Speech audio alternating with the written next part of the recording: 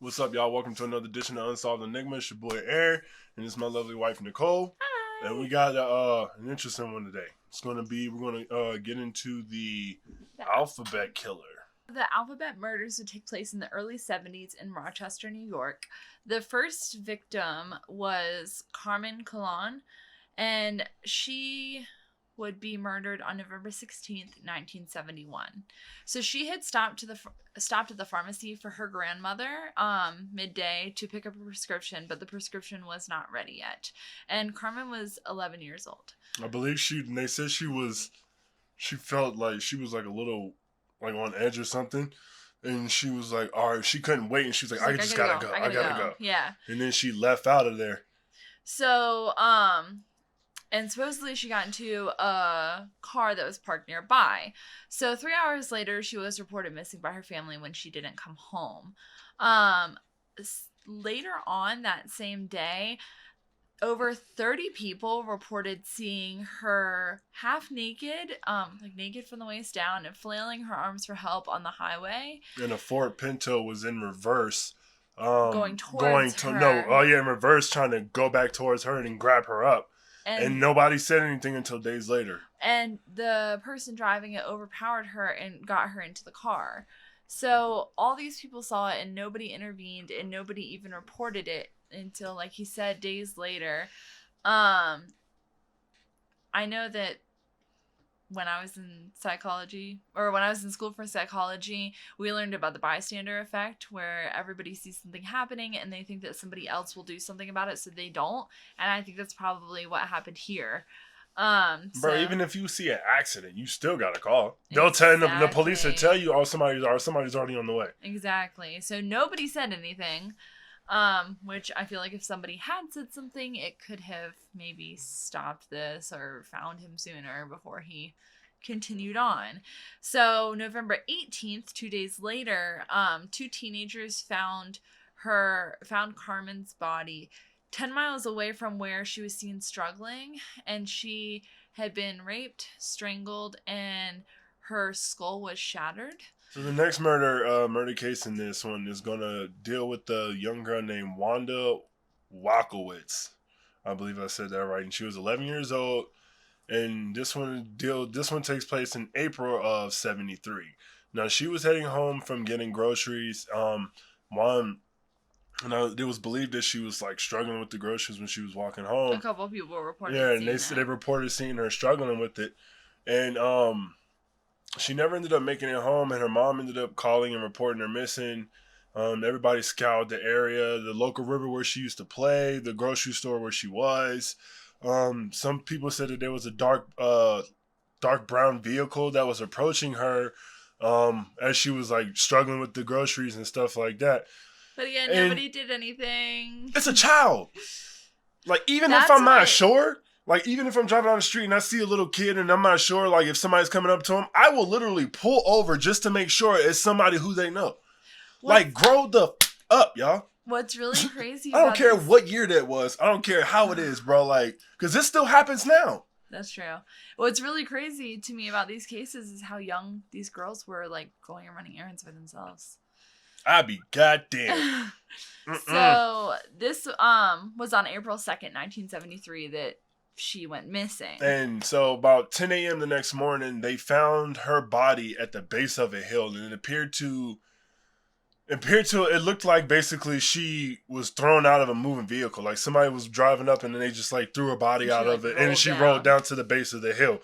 Now it was said that she was sexually assaulted. She was choked to death, much like the first case. And she fought her attacker, and there were defensive wounds on her, I believe, on her hands and stuff, and there was white cat hair on her. Now that right there was different from Carmen. That was the one thing that was different from everything. And then during an autopsy, they discovered that she had custard in her stomach, which her family later said that she would never eat at school or at school. Yeah. You know what I mean? So hotlines were set up. One tip said that they saw her speaking to the driver of a brown car. Some people said that they saw her being forced into a car. Flyers were posted. There were lots of similarities between these two cases, and they were about a year and a half apart. But the police quickly dismissed that they were connected. I don't know if they just really truly felt that they weren't connected, or if they were trying to prevent maybe a panic of, oh, there's a serial killer in New York right now. So, I don't know. They probably were thinking, all right, if one more happens, then you know what I mean. Like 1, 2 could be a coincidence. Yeah. 3, all right. Nah. So that moves us on to the third victim, who was Michelle Manza. I think I said that right. I believe so. Yeah. I'm sorry. Benny. Sorry, that's our dog. She disappeared on November 26th of 1973. She was interesting. That's right around Thanksgiving, and she was returning home from school. That's weird. She was returning home from school, and this was 7 months. So they probably didn't have Thanksgiving breaks. Either that or Thanksgiving was earlier. Yeah, I mean it could have been, but even still, we went back on Monday after Thanksgiving. Yeah, true. This happened 7 months after Wanda's body was found, and she had stopped at a department store and was trying to pick up a purse that her mom had left there earlier, and they said that Mom, why? I mean, I'm not judging him. I'm just really confused. And why would you let your daughter? I mean, maybe it was on her route. I think so. You know what I mean? If it was on her direct route home, then yeah, I get that. But I definitely don't understand why you would tell your kid to, hey, when you're home from school, just go ahead and beeline over here. Go ahead and get my purse, and where you gotta go get my medicine. Go and get these groceries for me. She was 11 years old as well. So her and Wanda were 11, and Carmen was 10. All around the same age. Yes, all around the same age. So her uncle had supposedly passed by and saw her and offered her a ride home, but she declined, so he kept going. Uncle? Yeah, they cleared him though. No, I'm just saying. I'm not even saying that. Why? You can ask any of my nieces and nephews. You getting in this car. So you know how many crazy people out here? There was also witnesses that said that she was seen getting into a tan or beige vehicle. Her mom, just like all the other ones. Mm-hmm, her mom. Well, they said it was a brown one for brown, Wanda's. tan, beige. It was kind of around similar. Like that neutral color. Her mom ended up reporting her missing a couple hours later. At 4:30 p.m., a girl that matched her features was seen eating at a fast food restaurant with a man. They said the man was white, between the ages of 25 and 35, and was around 6 feet tall and 165 pounds. And seems like every white guy in Rochester pretty much around that time, I'm assuming. So at a nearby road at around 5:30, somebody saw the same vehicle with a flat tire and saw a girl that looked like Michelle in distress. And the guy that was outside of the car was holding her by her wrist. And so this person did what they should have done. Thank you. And they pulled up because it looked off. And when they pulled up, the guy yanked her behind him and made sure that he was kind of blocking his plate. And I guess like giving the dude like the death stare. I guess he was really menacing, and the guy got kind of nervous, but he got a partial plate, and he reported it to police immediately. Well, but she ended up seeing it again later. Yes, he ended up seeing the car again later, and he ended up getting a full plate, which was weird to me. Yeah, we'll get to that. I just want to throw that in there. So 2 days later, unfortunately, her body was found in a ditch about 15 miles away from her home. She had been sexually assaulted, strangled, and had white cat hair on her again.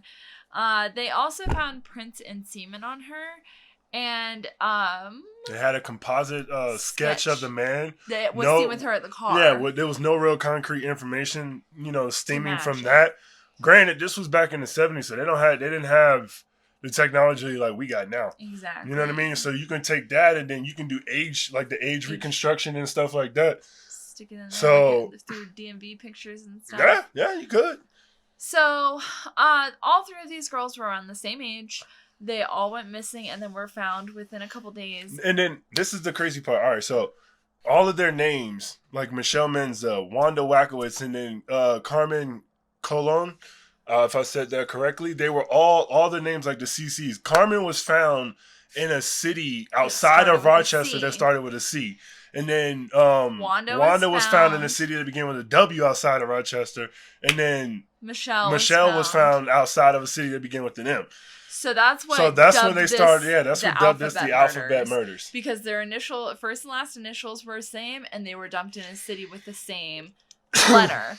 Now, police initially, and I think still, some brushed this off, saying that it was just a coincidence, and they didn't think, after profiling, that the killer was organized enough to have done this intentionally. But they even had the guy who dubbed the word serial killer. Yeah. They had him, and he said, if I'm not mistaken, he said he didn't believe that all three cases. Ressler. Yeah, Robert Ressler. They don't believe that all three cases were connected. The same person. He said the first one was too aggressive and stuff like that, and then the other two seemed a little more like they could have been connected. Yeah, like they could have been connected, which is understandable. But I think it was the person's first one or something to that degree. Carmen was. Yeah, and then they started like. I'm not gonna say getting better because this is horrible, but they started toning in like their method. Yeah, they started zeroing in on the way that they were doing it. Exactly, and because there are so many similarities between the three of them. All of them, and not even just these. There's more. I mean, because they're the suspects that we have. The first one, I believe she was getting ready to get into. The first one was Carmen's uncle, Miguel. He had become closer to Carmen and her mother, and right before she went missing, he ended up getting the same car that was spotted in these disappearances. Mm-hmm. And the car, when police went to check it out, the car had been strongly cleaned, including the trunk, and the dealership said that they hadn't cleaned it like that and that they wouldn't have deep cleaned the trunk. So police thought that was really suspicious, and there was also a doll of Carmen's found in the car. But like he said, he was family, and so that's not strange. She could have easily been riding in the car and left her doll in there. So But what was strange is all of a sudden he went into a sudden panic about 2 days after her death and told his friends that he had to flee the country, and he fled to Puerto Rico, and he had told them that he had done something bad in Rochester, but never told them what it was. But he ended up returning. So, he went to Puerto Rico 4 days total after his niece was killed. The police went down there in March of 72. But Puerto Rico, the people in Puerto Rico got wind of it. And they published articles and they already about snatched him up, and they were already waiting. He was already waiting to be extradited back to the States. Well, they had published articles about it, and then he fled. Okay. So he fled after seeing the news articles. So the Puerto Rican, I guess the police or something, they was like, "Oh no, you got to go." Yeah. So he ended up returning later that same month and was extradited back to New York. So he couldn't provide a good alibi about where he was. But there was no physical evidence that could link him or his vehicle to the crimes. It was just circumstantial. Mm-hmm. So in 1991, 20 years later, Miguel ended up killing himself after... He killed his brother and his... Well, he shot his brother and his wife. I'm not sure if he killed them. Okay. But he shot them both and then killed himself after a dispute. So if he did do it, we would never know. The one thing about him, though... I mean, if there's got to be proof no. But if he did flee to Puerto Rico 4 days after she was murdered... The other murders didn't make sense. Exactly. You know what I mean? The Good Samaritan that tried to approach the vehicle and got a partial plate actually ended up seeing the car later, like we said, and got the whole plate number and was able to provide it to the police. This led them to a man who was living with his family in Lyons, New York, 40 miles from Rochester. I think we've been through Lyons. I think so too. And he had a beige sedan. He had a strong resemblance to the sketches, and he had been in trouble with the law for petty crimes. But he did have an alibi that he had been out looking for work. And it was airtight, and he passed a polygraph, so it just never panned out with him. They didn't think that he did it. That don't make sense. That one, I mean, you're out, it's the 70s, but you're out looking for work? I mean, at all random times? I don't know. I don't know if they interviewed him, like, just right after Carmen's or what. Oh, I didn't say when. Right. So the next suspect... is Dennis. His name is Dennis Termini. Now, he was a local firefighter, and he was also known as the Garage Rapist. Now, he had raped at least 14 females between the years of 1971 and 1973. which are the same around the times of the alphabet murders occurred. So he also owned a beige car. So his car was resembled the same color as the other one, and he also lived near the last sighting of Michelle Manza. I believe he would live somewhere near that area. And so about 5 weeks after the death, he tried to pull a gun on a teenage girl, with an attempt to abduct her, and she started screaming, and then he fled.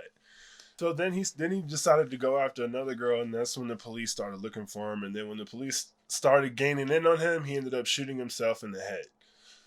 He didn't want to go alive, apparently. Because obviously, even if he was the alphabet killer, they had all the evidence against him for being the garage rapist. Now, definitely studies were conducted on this case, of course. They exhumed his body, they compared DNA, but nothing matched on the DNA on the semen or anything that was left into the girls.